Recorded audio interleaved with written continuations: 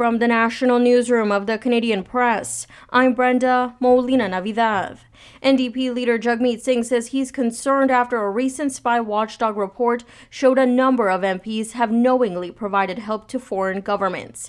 Singh has viewed an unredacted version of the report. I am more alarmed today than I was yesterday after having read the report. What is clear to me is that Justin Trudeau knew and didn't act, and Pierre Poilievre doesn't even want to know. Singh also says the report showed he himself was a target of foreign interference.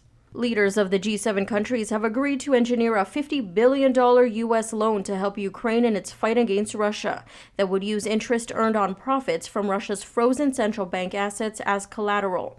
Prime Minister Justin Trudeau spoke with Ukrainian President Volodymyr Zelensky on the sidelines of the summit in Italy and confirmed Canada is making a significant contribution to the loan. Canada is actually the first country to announce $5 billion of that will be a Canadian contribution, because we know how important it is to make sure you have the tools to continue to defend not just your country, but all of our democracies and the principles of the rules-based order. Another issue on the agenda is the Israel-Hamas war. U.S. President Joe Biden told reporters in Italy that he doesn't expect to reach a ceasefire deal for Gaza in the near future.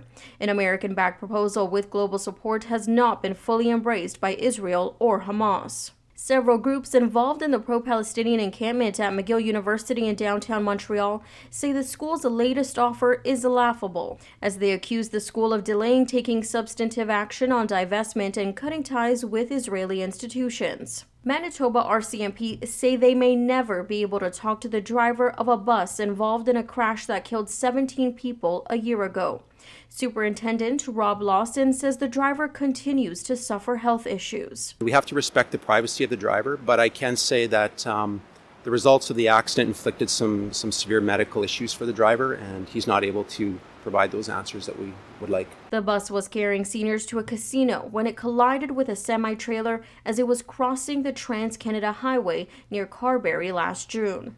Experts say having a wedding celebration on a budget is possible if couples are willing to be flexible and get creative.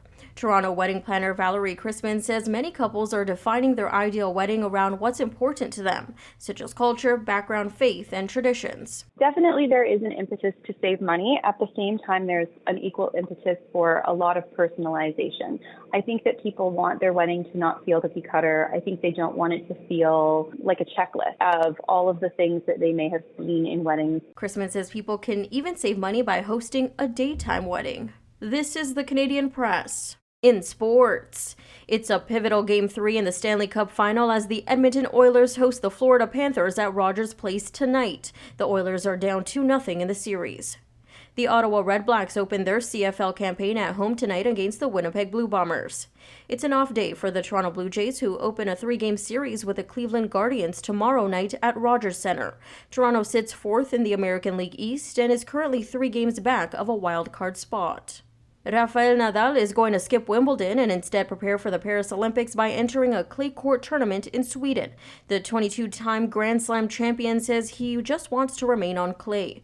Meanwhile, Wimbledon's total prize money fund will rise to a record £50 million, which is more than $87 million Canadian.